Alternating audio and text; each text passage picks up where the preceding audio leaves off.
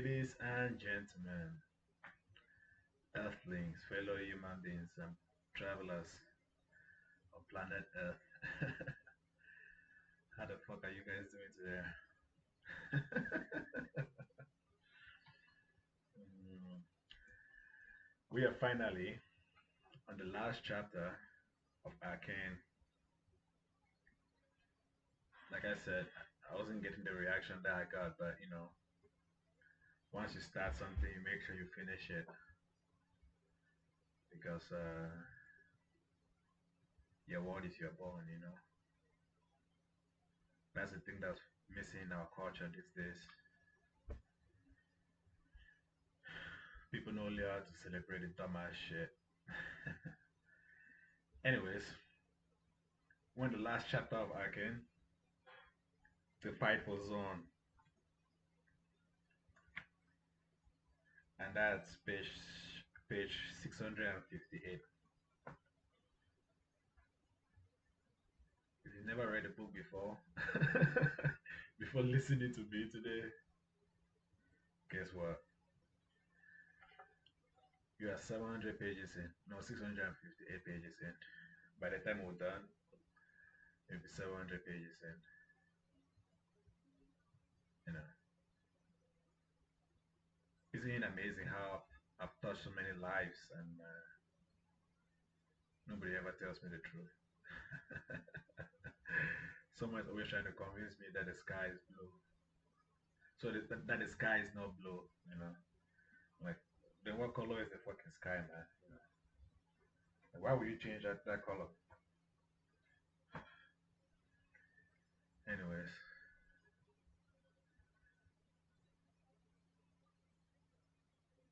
you would think like, J.K. Rowling or like, apparently she's a trans, I don't know, is it transphobe?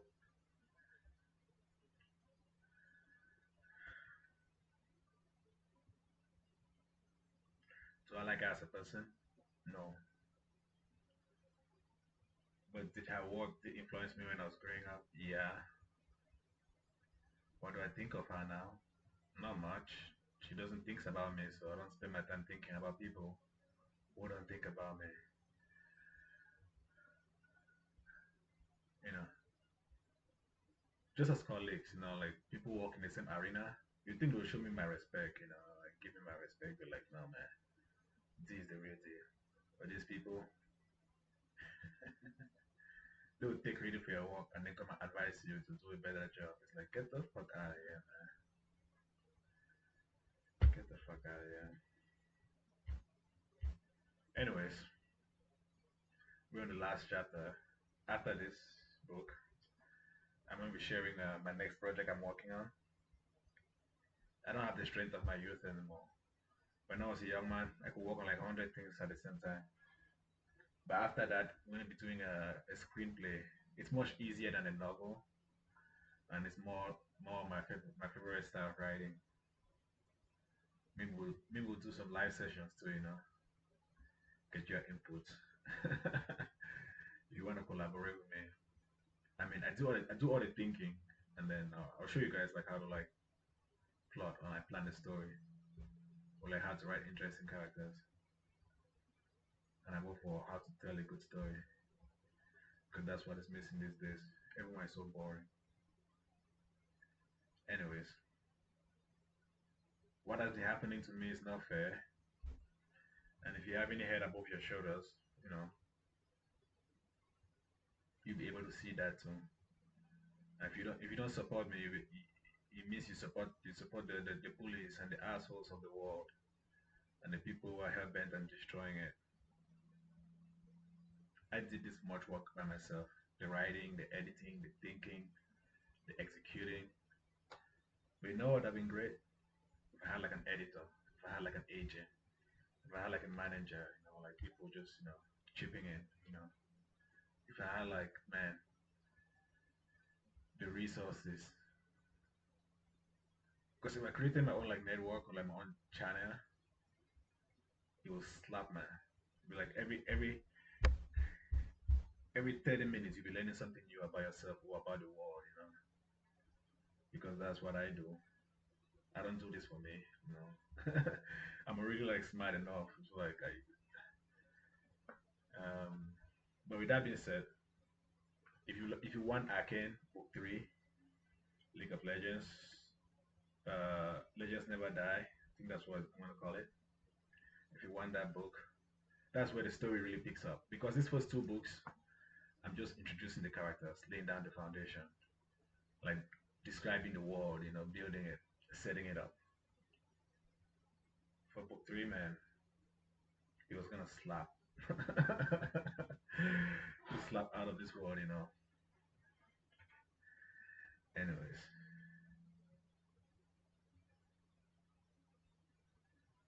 let's get to it. Yeah, I came the final chapter after the fight for Zaun. In my youth, I was strong. I was Noxian. I was proud. I was a warrior. Oh yes, I was proud, strong like every Noxian. I had the strength of a bull lion. I would walk the fields and train all day without breaking a sweat. Naturally, I was drawn to the pits of Noxus. That was where I first met him. Emodada, the first king of Noxus, the strongest man in all of Runeterra. He chose me personally upon seeing me fight just once in the arena. I was one of his swords, so I thought. I could fight for months on end without getting tired or weary. Oh, how I loved every moment of it. The thrill of battle, the night before, the rush of it. In my youth, I served the king once, and my dad, he said we're uniting the kingdom. I thought he was a great man. I helped him unite the kingdom of Noxus. Back then, I believe in I believe in the power of state, structure, order, duty, honor, loyalty. Those things spoke to me. Back then, I realized that all those words meant nothing. But then, I realized that all those words meant nothing. I was betrayed by my own king. I was his most loyal servant, his beheader. I didn't judge people like him. I didn't sentence them to die and then refuse to swing my own sword. I followed his every order, fought every battle, and made it painless. I did my job. Then why did he let me go? Does he think that he is somehow better than me? We grew up together, not so far from each other, shared and fought for a dream for a united Noxus. Didn't he mourn? Didn't he mourn with him when he lost his family? Like, didn't I mourn with him?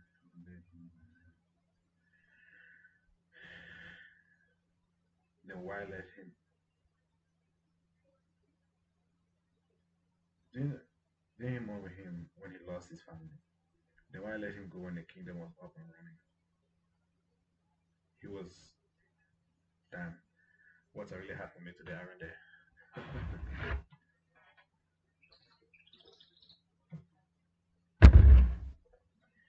English language, man. He made a monster of me, and now, what? He's somehow better than me?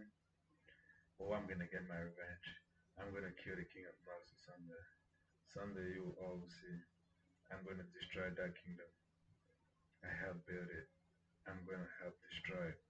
No one stood up for me. They all just looked at me like all those eyes so full of dread. Pity. I am not a monster. Oh, they are so gonna get it, all of them. Son, you, what have you done? His mother asked him gently as she approached him. She had been the one who reported him to the king because his mind was slipping from the wars and the beheadings. Although he wanted to be a great soldier, his mind could never handle it. It was a shame for a Noxian. He would sleepwalk and talk about his beheadings. He was scaring her and keeping her up at night. A young Yuga at his hand. A young a young Yuga looks at his hand and body and is full of blood. He stands there with his chopping axe in his hand, then looks around himself for the first time. He had not been picked to join the king's new royal guard. He had come back home drunk and he had come back home and drunk himself into a stupor. The last thing he remembered was going to the pub to get more alcohol. What happened? He thought he had been sleeping, but no, he had been sleepwalking, chopping off his neighbors. You can't stay here, his mother said, pleading with him. You have got to leave. I told you not to follow that man. You insisted that he was going to be king. The king already hates you. He will use this as an excuse to kill you. Mom, what do I do? I am Noxian. Noxus is my home. I have fought and bled for her. Where do I run to? I don't know where to go. How could they abandon us like this? You must run, boy, his mother said. The world is not a fair place. You must run if you want to live. Where should I go? Go to the mines.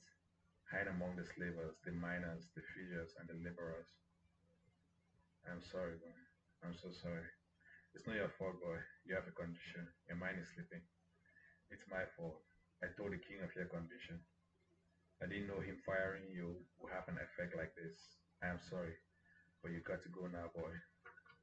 I'm sorry, mother. I love you. Me too. I take you're not coming with me. No, I can't survive the mines. But you are strong, my son. You can surely do it. This is how far I go. Now go before. Now go. I can hear horses. It must be the king's guard. They might be here already. Hugo starts running and he doesn't look back.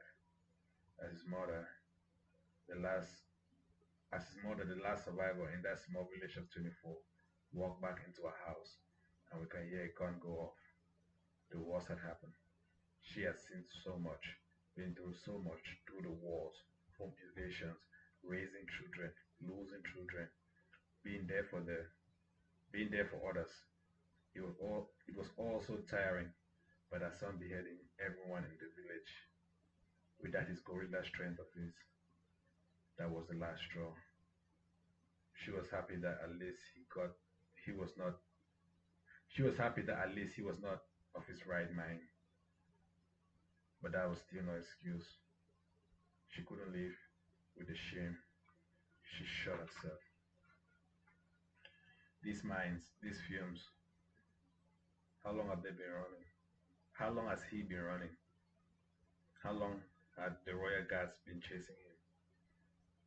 Was all of this real? Or were the films starting to make him hallucinate?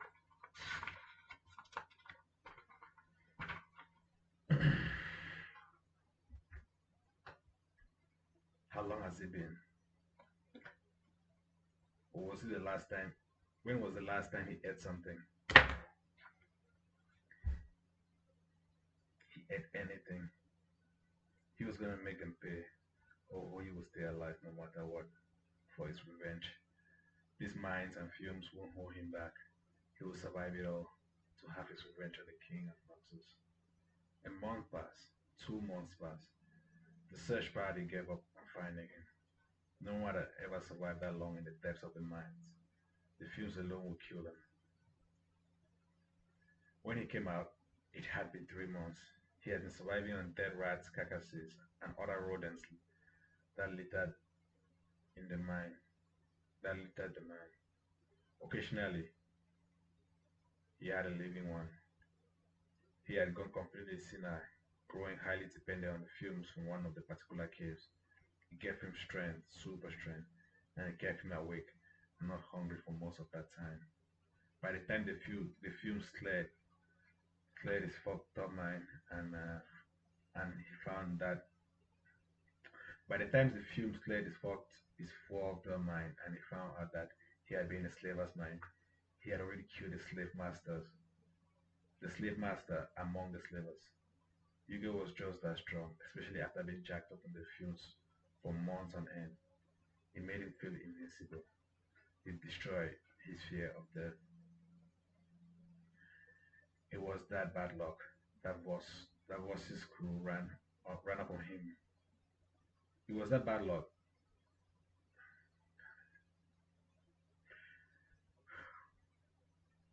It was their bad luck. That bad luck. That makes no sense. Davos's crew ran upon him while he was still hallucinating.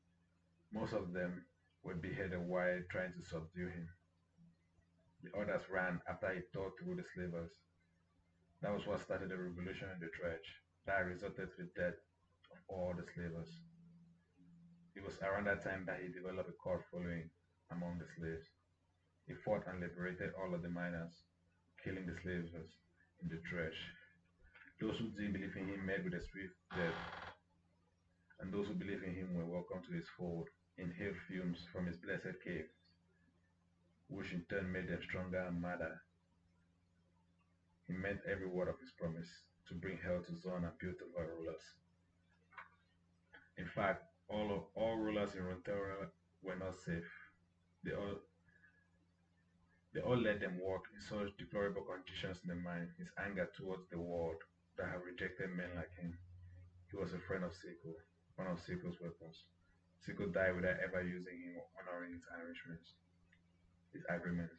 No problem. He will start with Zaun, tear through them. Queen Modada, when Mr. McManaman told me that you will be here tonight, I knew I had to jump to the opportunity. Jump at the opportunity.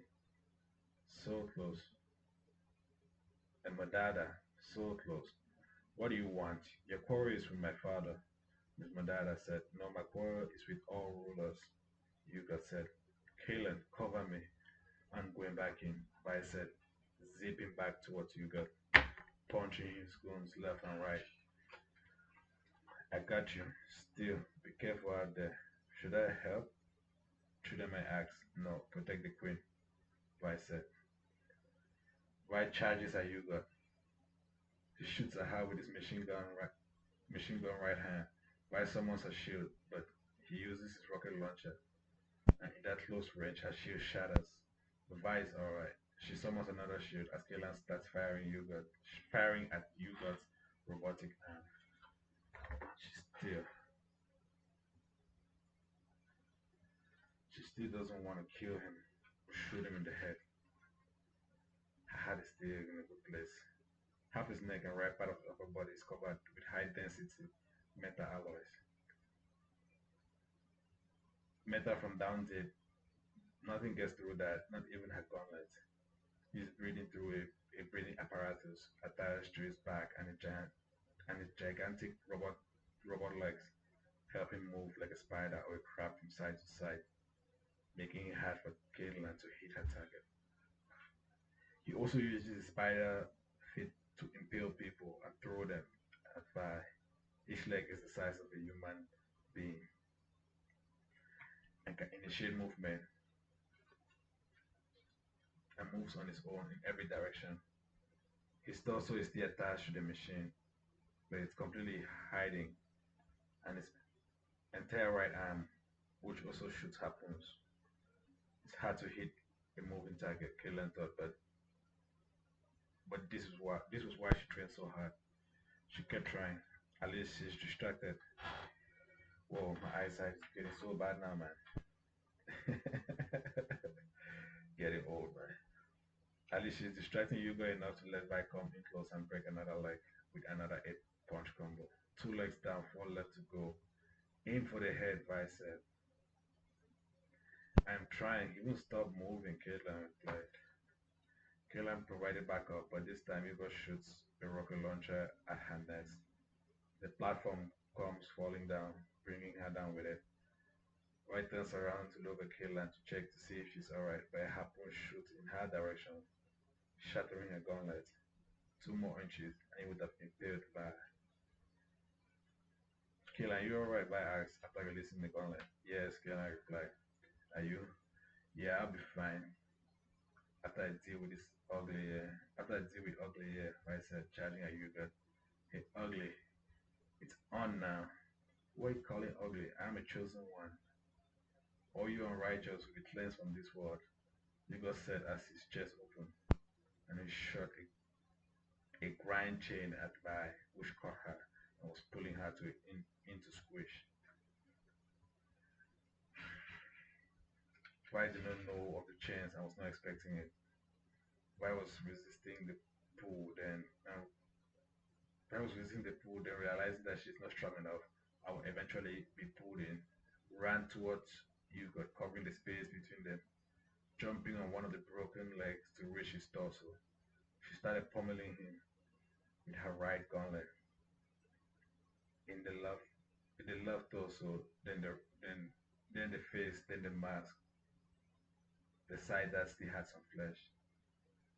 The mask was sealed shut expertly. It barely budged. She's back at the left torso, and then the face and mask again. It was like punching a wall even with the gauntlet. But I never thought people could be this strong or could or customize themselves to this extent. Was Yuga still human? Was Caitlyn alright? Caitlyn stands up, makes it to her weapon with a limb, gets ready with a shot. The next shot will be her last of her special armor. She had missed every other shot. First first chance she gets, this guy will stop breathing. She steadies her breathing, waiting for Vi to give her an opportunity. Just breathe, Caitlyn said to herself. A couple of Yugo's men try to get in her way. She drops them down fast. Her focus almost laser-like. Changes rounds to her special round. Kaylan aim for the head, Vi shouted. I know that already, Kaylan said, almost to herself. Then why is he still breathing? Why asked almost like she read her mind. Waiting for a clear shot and for you to get out of the way, Kaylan shouted back. Oh, you should have said so sooner. Why is on top of him throwing punch after punch, trying to bust the tube on his face, but it's still rubbery and it's nailed in shut firmly. She's amazed by the work. He goes to shoot her Vi with his right hand, but Vi knocks it off and goes back to punch him hard in the face. Then she does a perfect backflip, kicking him hard on the chin, doing a backflip and then landing down. Hugo took the hit hard, but just he was, but just when, but just as he was recovering, Phelan shot right through his face, breaking the mask. Yeah, but just as he was recovering, um, he was struggling to breathe, trying to put on the mask. Back, back on when Vi was picking up the, he was trying to breathe, trying to put on his mask.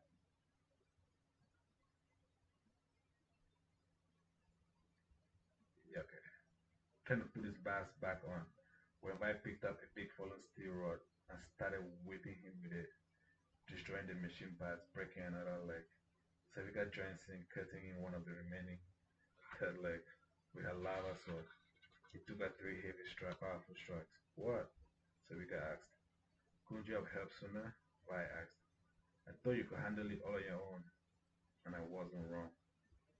Hugo went berserk with rage and pain, although he had adapted to the lifestyle of the fumes in the mine, and yet altered him, making him stronger.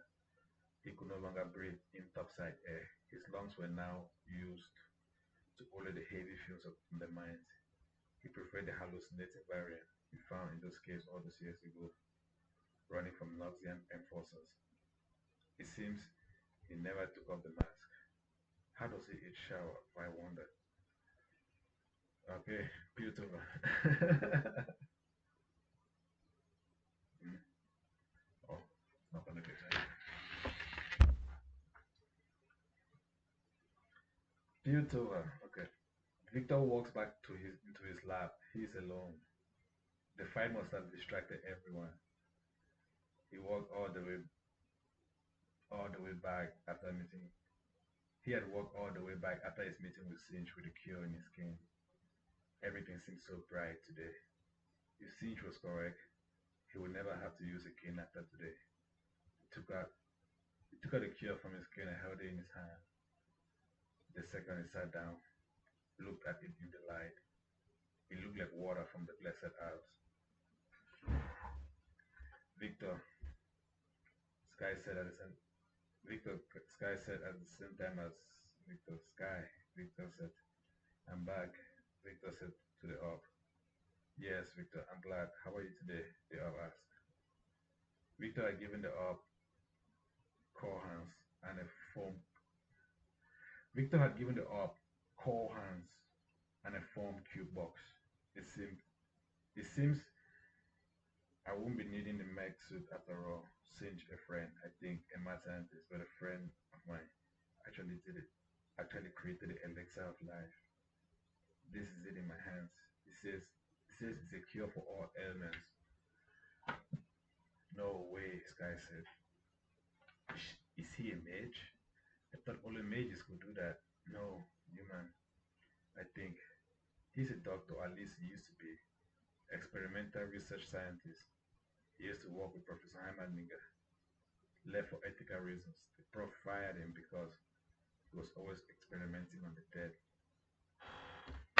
That's quite the fit if it works. Oh, it works. I still can't forget the rat. What rat? Sky asked. It doesn't matter. Please tell me about the rat. Now I'm curious.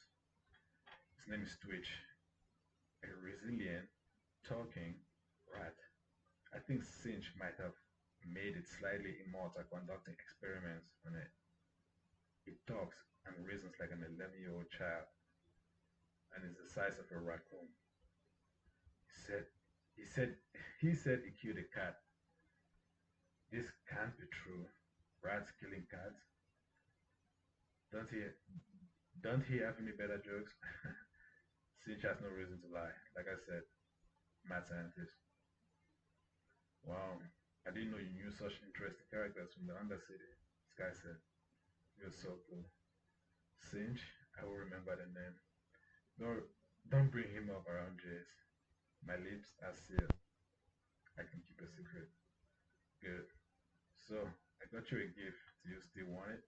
Because it's complete. It's complete. No way, it's completed.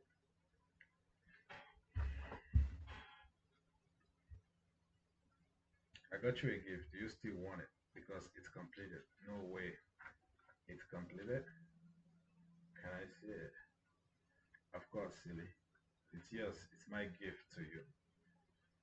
Sky with her robotic new form and arms pulled the curtains back and the suit was revealed. It was like a samurai warrior armor suit, but it was much style with much style and flair.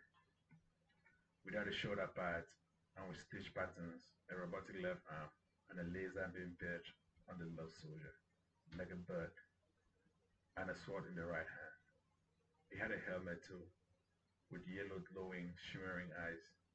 It looked almost alive. The suit looked like it was compressed from front to back. What's with the cape? Victor asked. It comes equipped with machine guns, laser beams, scanner, grenade launcher, an automated voice companion, and a blade that cuts through steel. Piltover and Zaun needs a new legend. I thought it should be you.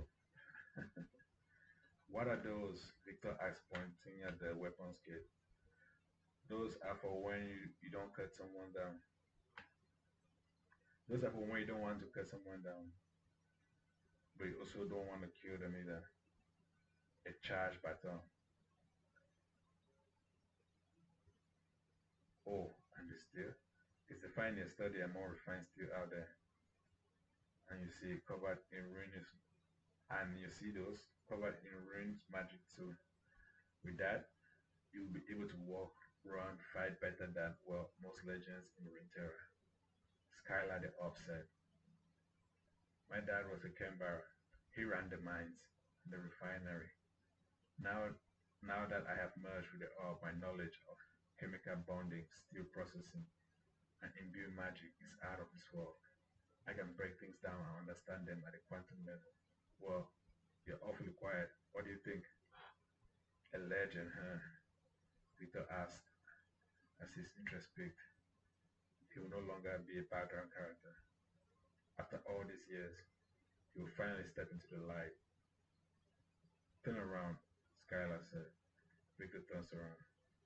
Now, with the back of your heel, step on the toe of the suit. He stretched out his right back heel gently before his heel touched the toe of the mecha suit. It immediately, it immediately reacted to Victor. Wait, wait, wait. I've been waiting for this moment my whole life. You mean to tell me that it's here? Yes, Victor. With this suit, it was going to copy your mind and brain. With this suit, it was going to copy your mind and brainwave before you die. But that function is no longer required. Victor drinks Sinji's concoction and his body heals to normal. His body heals, returns to normal. It was a miracle cure, right? He stretched his arms and feet. He was healthy again. It's like all his cells regenerated and all the bad cells fell off. It was magical, right? Scientific magic. Facing sky and standing upright for the first time. He turned around with his heel, stepped on the suit, and it started to open and it starts opening and surround him, more like engulfing him. In under a minute, he was clad in armor from head to toe, like a warrior of old, like warriors of old. Hello again, Sky said. You're in my head. How are you doing that? Arcane magic.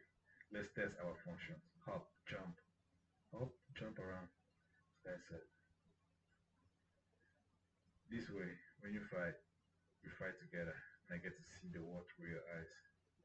He hopped around. It was like a 7 foot person jumping around in a small field. Slowly at first, then from side to side, then fast. He ran up and down the destined field. He could cover great distances with such he could cover great distances with a single jump, like a half football field. Like half a football field. Good, good, Sky said. Test the firearms. Left, left hand. Victor fires at the target downrange. Good, good, Sky said. Now the grenade launcher. You should be fine. This place is soundproof. He tested the firearm, the machine gun, then the grenade launcher. It all works all superbly. With his sword, he made some fancy moves, getting through the air. Wow, I didn't know you were quite the swordsman, Sky said. Just what I watch the other kids do. I was never strong like them, but on my own, I used to pretend that my cane was a sword, that I could move like them. With this suit of armor, I might become a legend after all. Today feels like my birthday.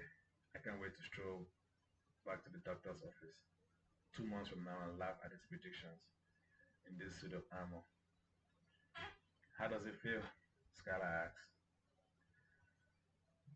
Not too tight, hot or cold? No, just right, freeing and beautiful. Victor said. If anyone deserves nice things, it was him. He had suffered so much. Sweet, sweet. I got it all right on my first try, Sky said. Listen, do you hear that? Victor asked. The hearing capacity of the suit was superb. He had a built-in Arcane GPS. Oh, just a fight. No, it's too close. It's by the bank. I think it might be a crime in process. I think there might be a crime in process. Someone's using the fight to rob the bank, Victor said as he came to the realization. Most of the enforcers had been deployed at the game and they had been busy with the fire and making sure the civilians were safe. He knew immediately that it was powder and that she had regressed back to her thieving Zaun ways. He was going to catch her right-handed.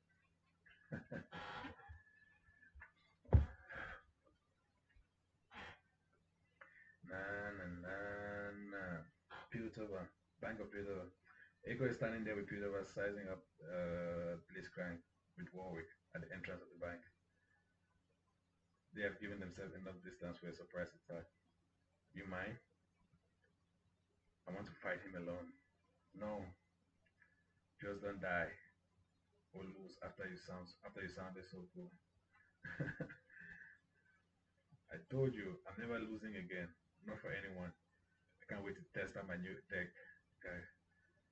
Can't wait to test out my new tech.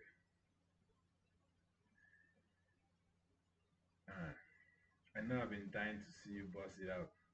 Powder said. Okay.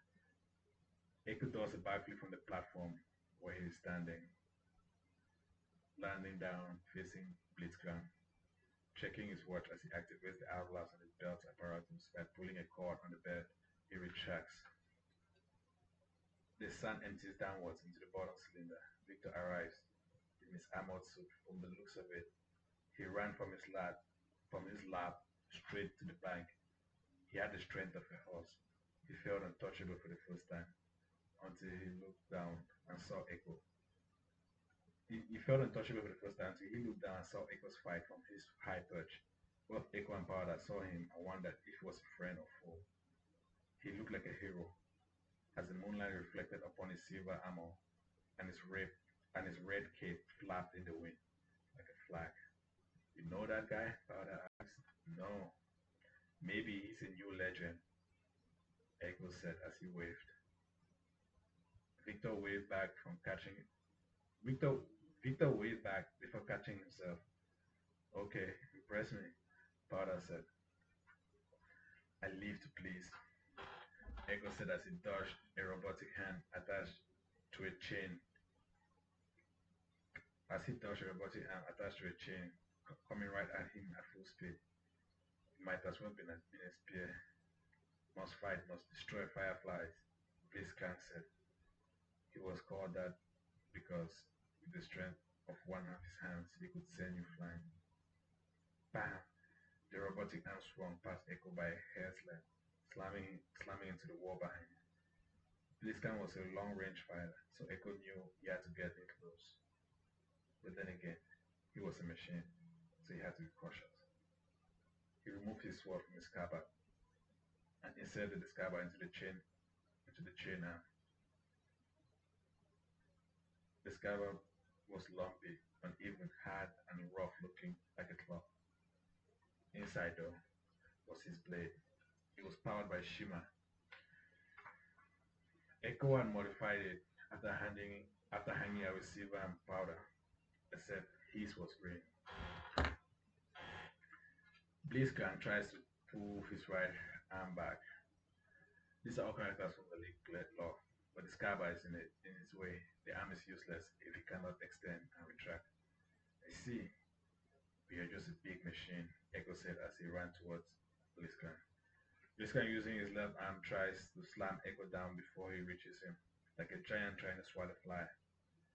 The hand is huge, like the size of a dog car. One hit and Echo will be seriously injured, if not worse. Echo manages to dodge two of the slam attacks, slides down on his knees, reaching Blitzcrank's ankles from behind his back before the third slam arrives. And with his sword, he destroys the robotic leg's tendons, and he fell down on his knees. Echo inserted his knife 3 times in his back before the left arm of Blitzcrank came back in his direction. The robot's hand could reach his back quickly and fast. Echo does a front flip in time, inserted his blade in Blitzcrank's neck before standing in front of him. He then stabbed the robot about 6 times in the chest in quick, rapid successions. Like, pa, pa, pa, pa, pa. Hey, I'm Echo, the boy savior. His blade is still okay. He then stabs the robot about 6 times in the chest in quick, rapid successions with the shimmered glowing blade. His blade is still in Blitzcrank's chest. Powder, did you see that? Echo said, turning to look away. I didn't even get a chance to use my special abilities. Echo said he had turned to look away. I didn't even get a chance to use my special abilities. Blitzcrank dislocated his right hand completely, and a smaller regular hand came out and clocked Echo hard. He stumbled backwards. It took all of his strength from him not to pass out. He must reach his dad. Move, left hand, move. Before the robot's left hand come down to slam him. Powder reaches for our weapon. Victor charges up his laser. The robot hand slams down hard on Echo. It hurt. Echo had never felt pain like this. He had succeeded in moving his left hand together with his right hand to cushion the blow. In a few moments, it will be all over. It felt like being hit by a moving truck. Echo's sword stabbed right through the hand, stopping the brunt force of the attack. He had forgotten that he could summon a shield too. He will have to remember that for next time. Then he uses his mouth to turn the dial on his right hand backwards. Not today. A bubble surrounded them. It was like a time force field. Then Echo started moving backwards, reliving his actions. It looked like a video playback display before Victor and Powder's eyes. 1 second, Echo was hurt in front of the robot. The next, he was unscarred, ready to start the fight over again. It played back all the way to Echo doing a backflip and landing down facing Blitzcrank for the first time. Take two, Echo said. He dodges the arm, removes the blade, and sticks his scabbard in the right arm and charges at Blitzcrank, dodging his right hand. Slides as he goes, as he gets almost as he almost gets his face slammed in by a hair's length for moving so fast. As he arrives behind Blitzcrank's back, he inserts his blade in Blitzcrank's spine. First, he inserts his blade in Blitzcrank's spine first this time, and it touches one of the steam engine internal pipes. It sets off an explosion. It sets off an explosion, sending Echo flying back. There is a piece of metal sticking in his stomach.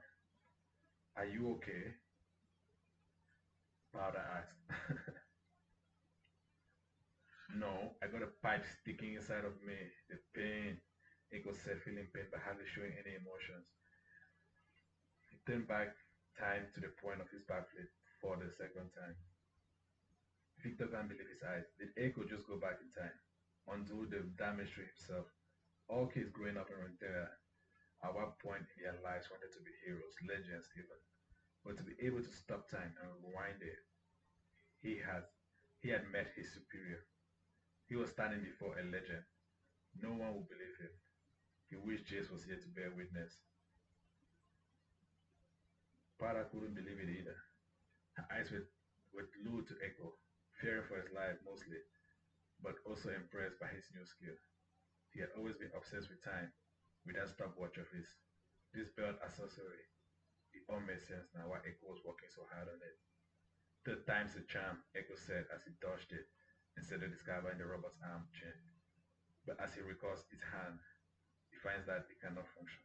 Echo threw something from his belt, an electric device, maybe. It looked like a grenade, but it was smaller and flatter. At Blitzcrank's feet, it exploded, and time seemed to move in slow motion, very slowly around Blitzcrank. The retraction was very slow. The left arm could be seen being prepared to launch off for the first attack slam. Echo just slowly walked up behind Blitzcrank and cut off the metallic tendons of his arm's joints, stabbed him 6 times, avoiding the lower spine. Then he severs the mechanical tendons in his back of his head. The machine came down like a log of wood. Now, you are nothing more than a pile of junk, Echo said. Did you manage to go? Echo said, Did you manage to go forward and backwards in time?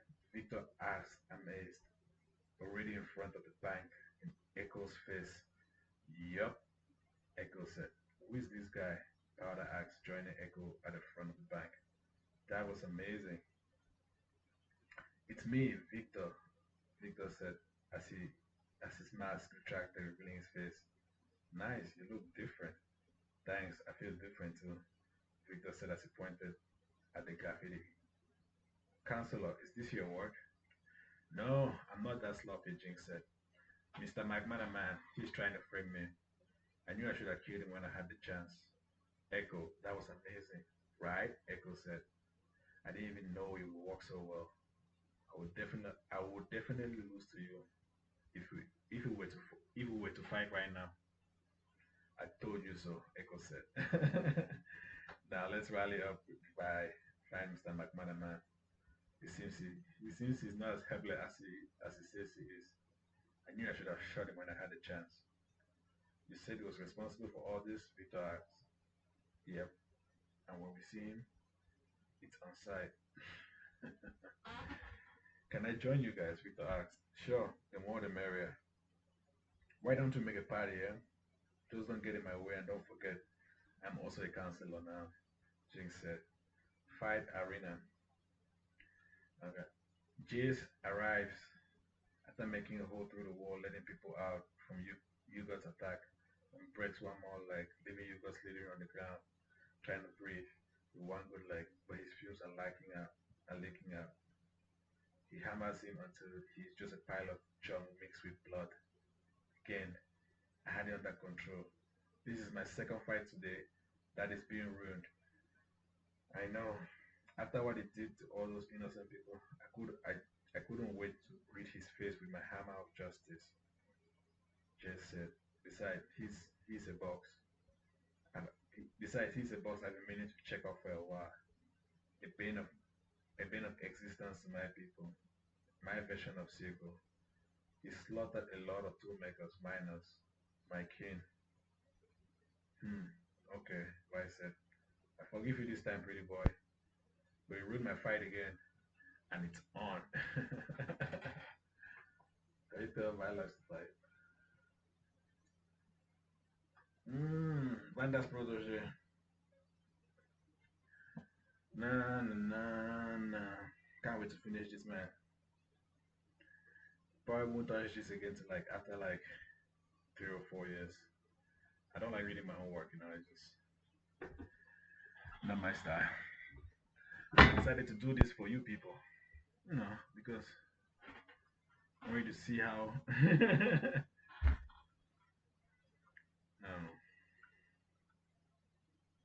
why do people write, am I right?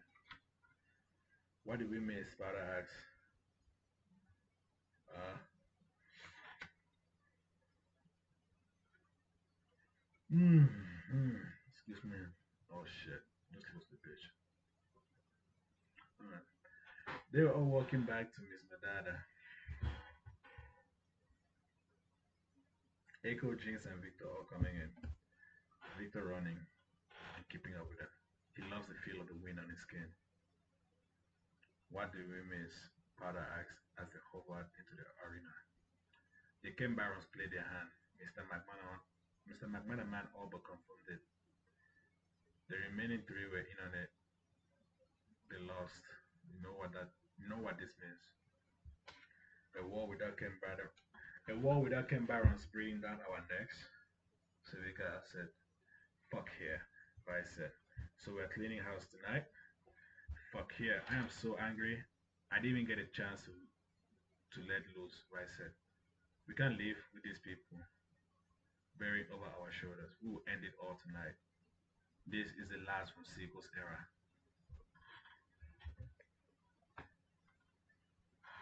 They picked the wrong foot to fuck with, Echo said. Fireflies, gear up. After tonight, we officially run the lanes. Miss Rennie knows her coup just failed. Trudamere had been broadcasting the whole thing on the radios, and broadcast television. She ran a tailoring sector in Zaun. Those kids. Mr. McManaman's plans failed. Fuck, Rennie said. She said as she paced in the office, talking to her second lieutenant. A rat man. A rat man. Just as the fireflies came freezing everyone in the shop, in, stalag- in stalagmites, Powder is immobilizing them. After, Powder is immobilizing them after with her stun gun. Headshot, headshot, headshot. She doesn't have to do this, but she likes to shoot things. Try not to move, Jinx said as she adjust. Jinx said adjusting the last guy's head in the stalagmite. Don't worry, I won't kill you. I just want to stun you. I want to hit you right there, right between the eyes. Open your third eye. Good. Don't flinch. By the way, do any of you want to join my crew? Yes.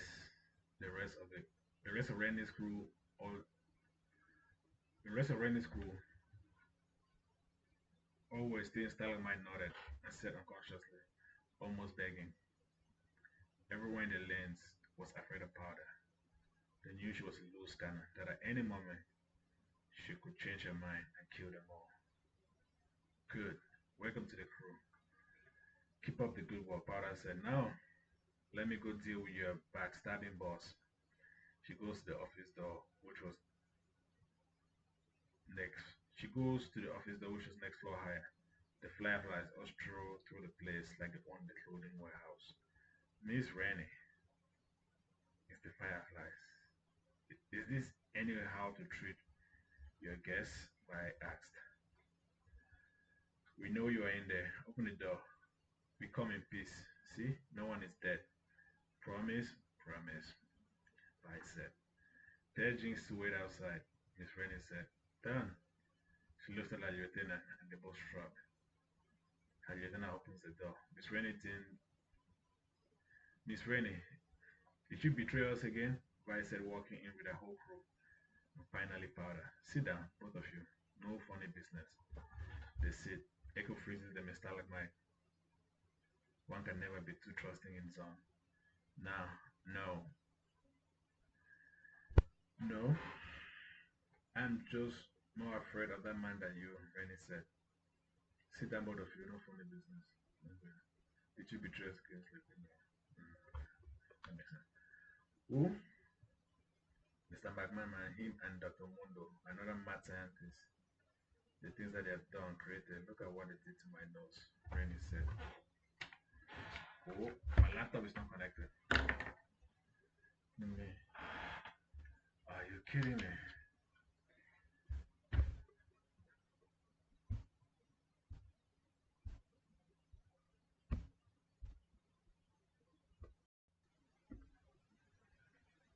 Hmm.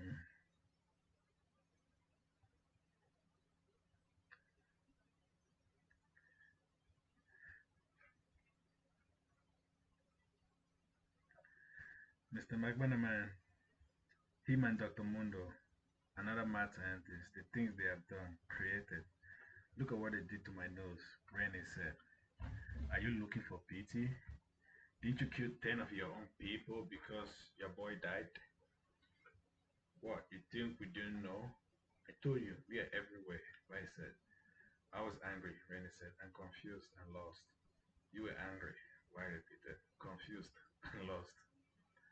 They were my slaves. I paid for them with my own hard cash. You have no right to tell me how to treat my property. People, you're slaves, Kayla asked. Kayla goes to shoot her dead on the spot, and it's Pada who stops her. Whoa, whoa, whoa, wait. I didn't know that you even had that in you, Pada said. Think again, Kayla said. There should be no forgiveness for these people. They are the ones holding us all back. Victor, you should be the one that does it. Skyler upset said to Victor. Only him could hear her.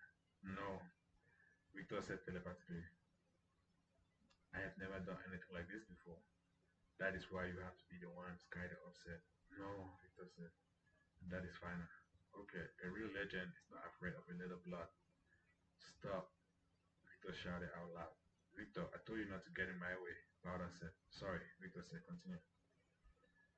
We know, but we are not here for the location of Mr. Mac. We know, but we are here for the location of Mr. McManaman first. After that, you can do what you like, Powder said to Killer. Where is he? The criminal mastermind. People have been going missing in Zone for years. We want to know if he knows anything. Do you know anything? No, why do you care? This is people go missing every day. There's no good here. Where is he? Ooh, Bara shoots a stalagmite, destroying it. Oops. Answer my question, or you will lose a kneecap. I don't know what you're talking about. Bara shoots off her kneecap. She screams out in pain. Please, please, please, please. Miss Raining begs. You people destroyed the whole city today and interrupted my sister's fight. I was gonna pin it all on me. It was his idea, Rainey said, almost pleading. The pain was too much for her. These people are running slaves, kidnapping children, experimenting on them, undermining Zaun And Piltover's democracy. Kaylan said, looking at the manifest on the table in front of Miss Wren. Look at this. Plans. Your last shipment. Your last shipping manifest. You are in on it, aren't you? I didn't know anything, Rennie said. I just follow orders. I will show you my nose, but I just follow orders. I will show you my nose, but I don't have it. Are you gonna stick with that lie, or should I blow out your other knee? Powder asked. Where are they? His last shipment. Still at the docks? They just arrived. His last shipment, near the docks, they just arrived today. He's not here. He's either there or at the pleasure quarters at Miss Jover's. The pleasure quarters, Powder said. Another place where people go to get lost. I guess that's our next stop, Vice said. Are you gonna kill us? Rennie asked. Yes, you have betrayed us for the last time, Vice said. Please don't kill the women and children, Rennie pleaded. Don't worry. We are here just for you, Powder said. Thank you. Do it, Sky said to Victor. He does nothing. Kill and shoot her dead. The second lieutenant was just watching. He wondered if he would die next tonight. As of today, you are boss, Powder said, pointing a weapon at the second lieutenant. Any objections? No, the guy said, scared out of his mind. Someone from the Fireflies will be getting in touch shortly, Powder said. Now, to the pleasure house. She laughs. I have always wanted to say those words.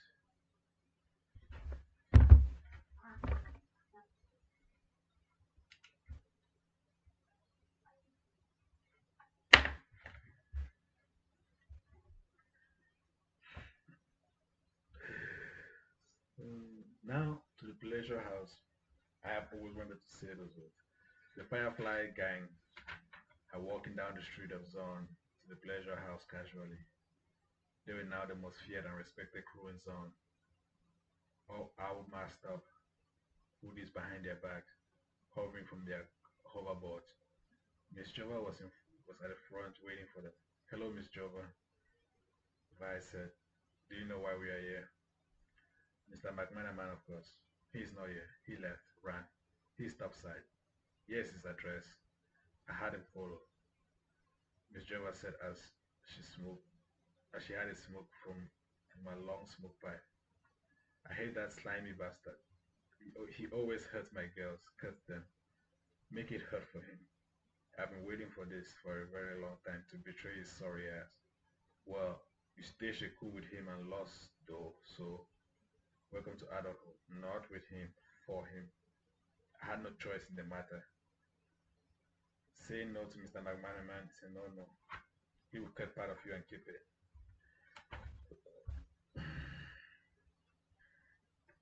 Miss Jova said, or worse, say you up as a slave. Between him and Mr. Mundo, I don't know who is crazier. This Dr. Mundo, he keeps coming up. I hope our paths cross soon, Powder said. Earlier that evening, after Mr. McManaman crashed the fight. Master, is that you, Mr. Earlier that evening, after Mr. McManaman crashed the fight. Master, is that you? Mr. McManaman said, getting into a room. That way people won't see him talking to himself. Yes, the voice said. That was quick. Don't tell me that you are dead already. He hasn't even been awake. I got mauled to death by a very big wolf. That answer to boy, I think. You think? Was it Jinx? Yes, I was incognito. I snuck into their lair. Dogs will usually pick my scent, but this was a wolf. It did. And as he got agitated, everything happened so fast for me to react. How does it feel to die so many times? Just like the first, I said, you remember it all. That's why I tried not to die. I hate dying so much. One of them said that damn mud of me. No, I hate making the journey topside. Then what are you going to? Then where are you going to hide? Because it won't be too soon for them to come knocking at your place in Zaun. It was a stupid plan that. It was a stupid plan that failed. So what are you suggesting?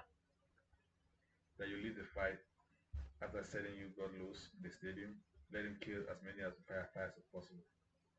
Let's deal with him. Let them deal with him for a change. Come hide back here and revive me.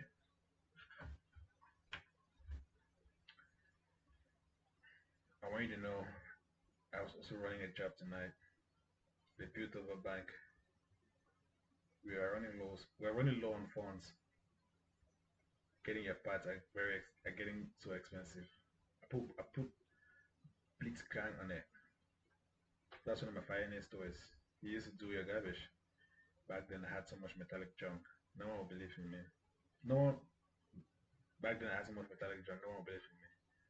When I told them that you could house a soul in a machine, customize him to fight in the arena. He will be protecting the bank.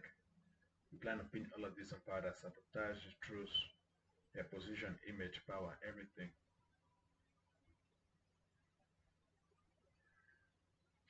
You are taking a lot of risks. They have already killed you twice, Mr. McManaman said. I was supposed to be the next in line after CFO. I was waiting, beating my time. That is why I'm releasing the big guns. How strong is this place again? Are you sure the door full? About it, it's a tomb, a vault, a wood hole. But these kids, I've learned not to underestimate them. They are no ordinary. Take me to it. The suit in the back, the one in the closet. I'm going to use it. Which one is that? It seems It seems in my anger, I was quick to choose revenge for that. I was humbled on the battlefield. The rage of a mage, I still have it after all this time. I haven't learned to steal my temper. You think this suit will help against those children? Lady Camille is a hero suit. She has saved lives. Police, police Piltovers, comfort the weak, bring righteous justice to the wicked. My most supreme suit will activate the other suit. They can be programmed to function without me. It's not trouble. How strong is that door? As strong as the vault in Piltover. Hurry it up and insert my chip. The Fireflies all hoverboard into the mechanical man's residence. Echo, Vi, Kidland, Mr. Toros, oh, Jace, Warwick, Victor was with them. Vi had a gauntlet on. They must have made more than one. Wow, what is up with this door? Powder said. It has no lock or handle or keyhole. You can't pick it. The windows too, they are bar shut. Someone does not want us to get. No, somebody does not want anybody to get in. This place is built like a vault to keep people out. Step back, let me see. Vice said. She cranks up her max impact with her gauntlet and punches at the door. The whole house shook. There, yeah, Mr. McManaman said. It sounded like a bank vault. Pure metal. Vice said, also. Step back, everyone. Victor finally said. Everyone took a step back as he charged up the laser in his suit, perched on his shoulder like a bird. He drew a, he drew a doorway with the laser cutting into the steel doorless skirt. He drew a doorway with the laser cutting deep into the steel doorless entrance. The ingenuity. I almost feel bad destroying it, Victor said, getting out of the way. Now punch it with pleasure, Vice said. Vice steps back, climbs up and punch to the max of the gauntlet and punches it. He sent the cutting he sent the cutter part flying inside of the house at top speed, destroying some furniture, knocking down some vases, destroying it. She was the first one to enter the house. As they entered, they were bombarded with robots from every side. Powder started shooting. Echo started shooting. Vice started punching left and right. And in no time, all 12 robotic skins activated were destroyed. Everyone stayed vigilant, Vice said as they ventured in cautiously. Mr. McManaman, you staged a coup and lost. Time for consequences. People have died. Lots of innocent people. Whose place is this? Echo said. It's. You can't kill me. You can't kill him. Lady Camille reveals herself waving a white flag. She was the most lifelike robot that Mr. Storos had ever met. Strongest too. He had molded her after his wife and had been working with her over the years. Her legs were pointy and made of steel. She could attack and attach herself with them on walls or people's necks. They could hear her approaching before they saw her. Everything about her screamed slats. You are Lady Camille, Caitlin said. Who? She punches she punishes bad beauties who get away from the law. Caitlin said, sort of a vigilante heroine. Lady Camille. That man has got to answer for his crime. A lot of people have died here tonight, Arthur said. I can't do that. I'm one of Piltover's counselors, the mechanical man, Lady Camille said. We assume you were dead in the fire. You are no longer a counselor, Caitlin said. Who decided that? Lady Camille asked. That would be me, Jay said. We needed a new government fast. How are you still alive? Arthur asked. Science. You're standing in my lap. Question. Why did you blow up the councilor's chambers? We had agreed to your terms and conditions. You guys were taking too slow to decide, Ching said. All water under the bridge now. Keep that mud away from me, Camille said, having PTSD. Was that you? It was you, wasn't it? The invisible assassin at our hideout. The technical, the, the tech is similar. Why were you at our lair? Why are you trying to stop the fight? No, kill you because you blew up the councilor's chambers, killing over 1,000 people. Oh, that, Pada said. I guess I do deserve that. No, wait, it was Seiko. He's dead now. I fight for Piltover and the news on now. I'm one of our counselors. What do you have to say for yourself, Mr. McManaman? Disturbing my fight, undermining our rule, disrupting the city? I asked. I'm sorry, Mr. McManaman said, almost hiding behind Lady Carmen. He is my steward, the only one who helps me with my condition, Lady Camille said. Did he tell you about the human trafficking ring? The shipping manifest? Is that how you fund your research? Blitzkrieg you got? That was you people know. Who else is involved? Who is building these monsters and sending them rules on the street? Caroline asked. If I tell you, would you spare my steward? We'll think about it, Powder said. Well, there is us and Dr. Mundo. Kill him, Powder said. This is for those children you have brought. This is for those children you have born and experimented on over the years in Zaun And Piltover. For your personal kinks, you seek twisted fuck. Karen said as she is about to shoot him. The ladies at the pleasure house send their regards. The ladies at the pleasure house send their regards. Master, 20 years. He promised me family. He promised my family 20 years. Bring me back. He promised my family. Bring me back. Kalen's about to shoot. Let me do it. I owe him that much. He's my responsibility. Master, our family has a pact. He promised to protect me. Our actions have consequences. Yours have caught up to you. Do you remember what your granddad first did for me all those years ago? I should do the same for you. Can I have your word for your truth after that? Promise me that no one. That promise me not to hurt me or mine, and I shall leave you or yours. We promise, Caitlin said. Lady Camille turns around and impales Mr. McManaman. It was an invisible one weapon. No one saw it in her hand. Are you all happy now? Is that all you wanted? Now leave us, Lady Camille said, almost in tears. He staged a coup and lost. It's the lose of the lens. He has hurt a lot of people. This is how it has to be, I said. The Fireflies turn around to walk out, and Lady Camille goes to attack them. And it's Victor's laser that cuts her in half. He had not commanded it. She had jumped onto the wall. She had jumped onto the wall, attaching her heel to the wall, and was about to pounce her by. The stealth was impeccable. This place, Echo. Let's make it our new base. We'd like to tweak all of these dolls and mannequins later. Add their services to our side as minions. In preparations for the darkness, Echo said, I love it. When you talk back with me. That was a productive day. The barons are dead. We have a new base topside. Vitally crushed both the fight. Vitally crushed both our fights, although they were both interrupted. Critical and Zaun still standing. We are still councilors, and we managed to protect what was ours, Echo's new gear.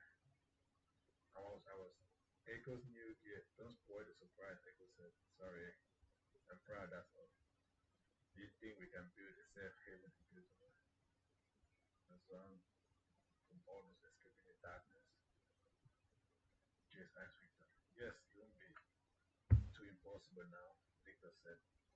We need city planners to build libraries, parks, schools, and homes. I want to help, Professor Heimerdinger said in silence.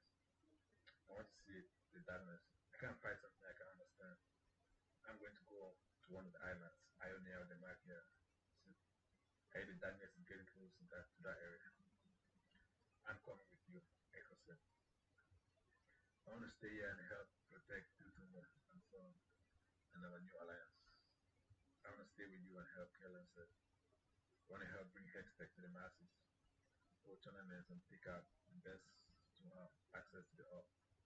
Our hope is to build a world where we can survive the darkness, Jill said. I am so tired, I said. Who's ready to celebrate? We are finally legends, now I hope. It's been a long road. Now we can officially say that we run the lanes and build over. How about that? Not bad at all, Echo said. Finally, we have some peace. Don't jinx it, Powder said. Everybody laughed. What? Everyone laughed again as they walked out of the building 6 months later. Alright, getting towards the end.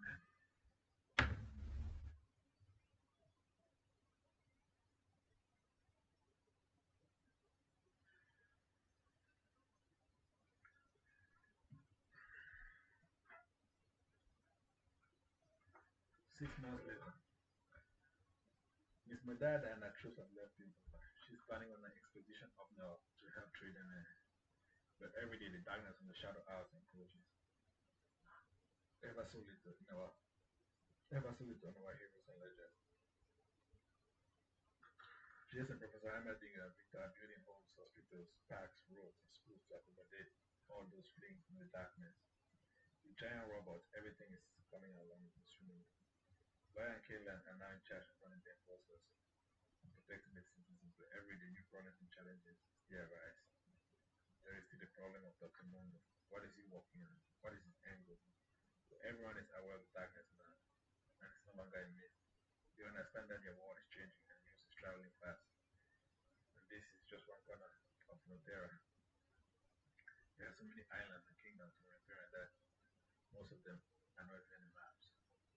Most of them haven't even heard of the sentinels of light, the weapons that can protect you from raves. Will the darkness win over light? All of these questions will be answered in our next installment. The Magia, the island kingdom that has forbidden the use of arcane magic among the citizens and common folk, had only used it among her military ranks, had only used arcane magic among her military ranks. The Magia was now in the middle of a revolution because most of her citizens who were magic and were mages didn't want to fight for the king, whom they believed was selfish, power-hungry man, who only wanted to wage war on neighboring islands in search for more power. As a kingdom blessed with lots of mages, many were proud to serve, but those who were not willing to serve were imprisoned. The darkness was closed upon them, but they didn't even know what to do or how to handle it because Silas. Oh, the darkness was encroaching on them, but they didn't know what to do or how to handle it because of Silas the chain breaker, a berserker and a mage with incredible power who had been imprisoned and managed to escape, was mounting a revolution, trying to oppose the king's rule, free all the mages in the kingdom who had been so wrongfully imprisoned. An emissary ship arrived on Piltover. The ship carries information about hostile citizens from the Magia in Piltover in preparations for the fight against the encroaching darkness. The king, Yavan the Fourth, looks up at the darkness, at the shore, and the revolution that has swept the streets, and wondered if they were truly I wondered if these were truly his last days as king. He had been a great king. These delusions, thinking that he could control the mages he had set his kingdom in ruins. The king looked at the letter in his hand and remembered the first time a ship arrived in the skies at the speed of light in Piltover, the city of progress. They are already drawing up plans to house millions of people in preparation for the darkness. At least the Magians they had Kali, the god and protector of Magia, Garen, the commander of Magian legions, Poppy.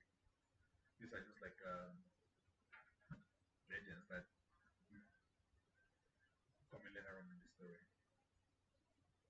Poppy, Sylvia, and Lux, all great warriors and mages. He had managed to accumulate quite a number of mages on his side. He was not so weak. The darkness would reach their port in months' time. But the people of the Sympatine Kingdom, they were the first to notice that something was wrong with the water. That was because most of the citizens were mere people. They usually had scale skins like fish. Scale skin like fish, yeah. Our excellent swimmers and could see underwater. Some people actually believed that they were mermaids among them. Some of them even had fish scale eyes and gills. And of course, they made for excellent sailors, pirates, drunks, and fishermen.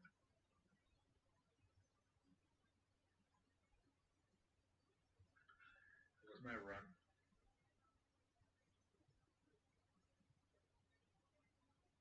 It was run by the warrior. It was run by their warrior maiden, Belial. Laui, who had special connections to giants, snake creatures that swam their shores, from the anacondas to kraken. The ocean floor had been very active lately. It seems every sea creature. It seems even sea creatures were not immune to Diego's blight. She could communicate and control all sorts of water creatures. She too was shocked when ships came shooting into her night sky from Piltover at the speed of light. She barely managed to escape the Serpentine Kingdom with her life. She was the only person to survive the darkness in the Serpentine Kingdom. Valkyrian Khan is now a red center. He leads Diego's armies of undead as the front henchman. He has with him an army of red centers. He leads every attack when the darkness reaches new kingdoms, killing everything in sight. The Vastanaya, another group of male people residing in the Serpentine Kingdom were the ones who managed to escape the island in time because they have hollow bones and have beautiful tail feathers like peacocks that granted them flight. They are happy about they are not happy about losing their kingdom, but are enjoying their novel lifestyle with their king and queen, Arcane and Zaun. As you can know, that's blah, blah, blah, blah, blah, blah. A lot of legends, man. That all the time and money and resources. I'm pumping this shit out like candy, but I haven't had the time or the resources. Especially with the amount of effort that people are putting into this. It's just like, anyways,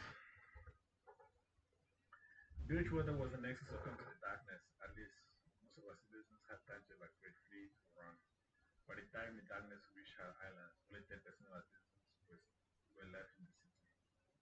The city had been evacuated. It was here that Jackson and Mary Band of Legends stood up to the darkness for 10 days and nights straight in a row. The island had been dealing with ruthless pirate problem, gunplan, serial killer, Arcane, and Tankesh, a sea monster before the darkness arrived. This island was in disarray because the pirate nation was up in arms after a certain pirate misfortune was causing ruckus and mutiny. I wish I had time to like, how am I gonna do this? But that's many legends, man. I can't put this much effort if I'm not getting results. Man. It's just like it's not the juice is not worth the squeeze. She had promised Gambler revenge after he murdered her parents. And she was out claiming with her pirate pistols. They could all see it filling the air, the effects of darkness encroaching. How the darkness was affecting creatures from the deep below, affecting sailors, transforming them. But it was just another day in Beachwater. There were no reports. There were no reports of captains or other sea monster creatures sighted every other night. There was a serial killer took bite on the loose. A fisherman who had been out fishing had been terribly exposed to the black mist. Now he roamed the coastline looking for prey with shark serrated blade.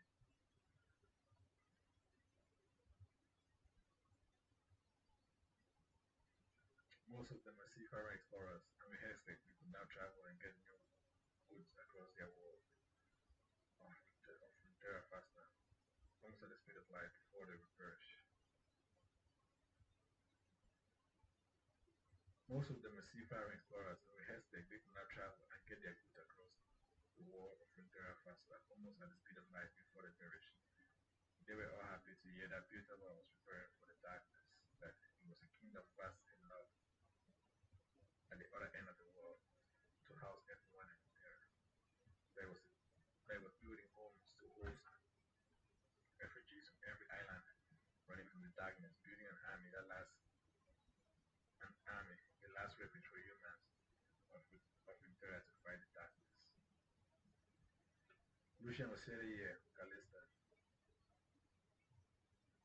and fight with Jax and his crew against the darkness. They will be joined later by Misfortune's crew after they are hunted down Gangplank.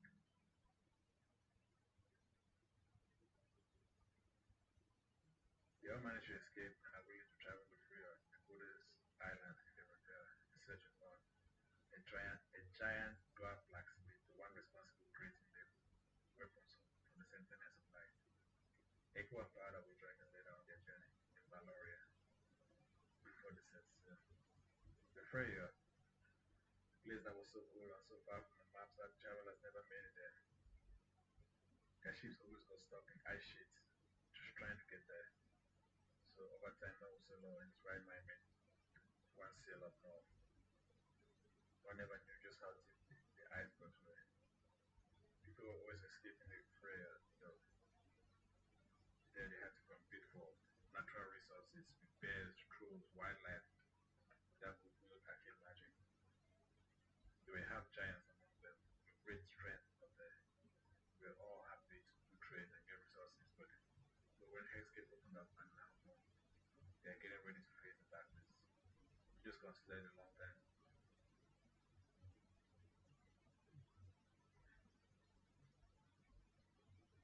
They were all happy to do trade and get resources when Hexgate opened up, and now they are getting ready to face the darkness. You just consider it another long winter. Yeah, everyone has learned to fight with it. They were mostly strong, so they never worried too much about the darkness. It was just one more problem. In Ionia, one of the most blessed magical islands of Winterra is facing an increasing number of poachers, hunters, migrants into their lands, destabilizing their whole ecosystem. Not every country honors the land, its creatures, and its traditions like Ionia, but all of that is being disrupted by the invention of Hexgate, and now talks of the darkness is spreading.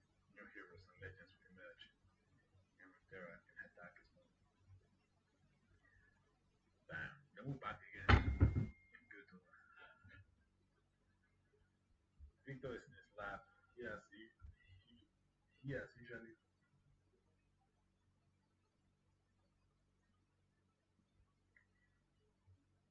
he has his vest on.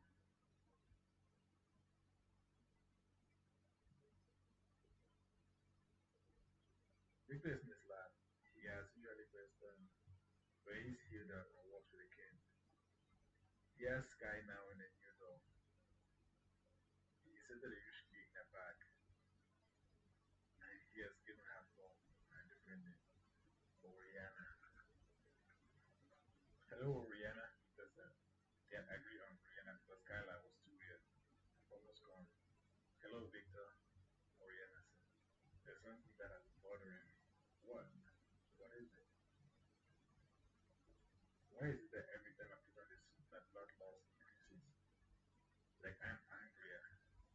Hmm. Why is it that you want me to kill so badly? Please tell me the truth.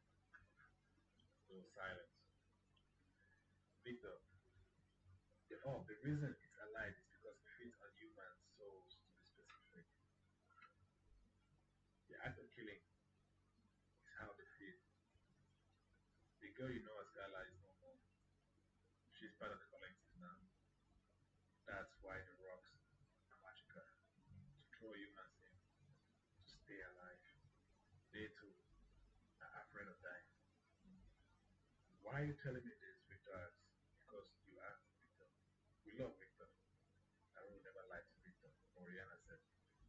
he sees us, he talks to us, his pain and loneliness is similar to ours.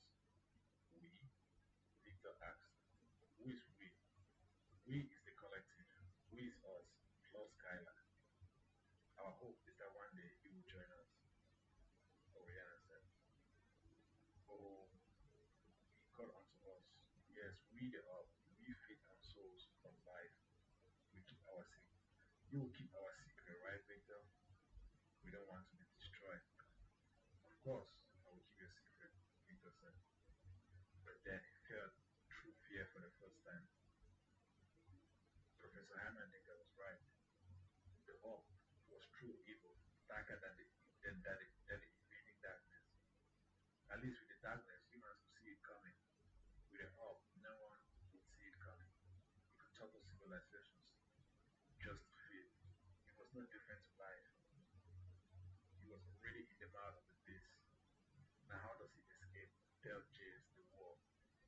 He was planning a minor expedition in the efficiency. How does he stop it without starting a civil war or betraying the orb? Could he hear his thoughts? Could it hear his thoughts? He had been bonding with it. Yes, Victor, I can hear your thoughts. Oriana the clockwork lady answered. And that's the end. Or is it? See, last word, the end. Or is it? Can't see anything. Anyways, that's what I wanted to write again. Because the op is a real enemy.